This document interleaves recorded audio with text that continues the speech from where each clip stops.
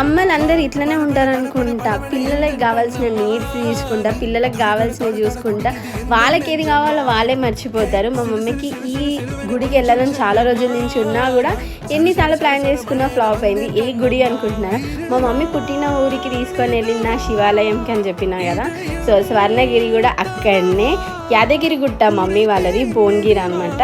2 to 3 kilometers ఉంటుంది అంతే. కానీ ఎన్నిసార్లు వెళ్ళినా కూడా వెళ్ళడం అయితే కుదరలేదు టెంపుల్కి. ఎన్నిసార్లు ప్లాన్ చేసినా ఏదో ఒకటి ప్లాన్ ఫ్లాప్ అవుతుండే అనమాట. సో బర్త్డేలో తీసుకెళ్తే మెమరబుల్గా ఉంటుంది అని చెప్పేసి నేను ఇట్లా ప్లాన్ చేసి తీసుకున్నాను.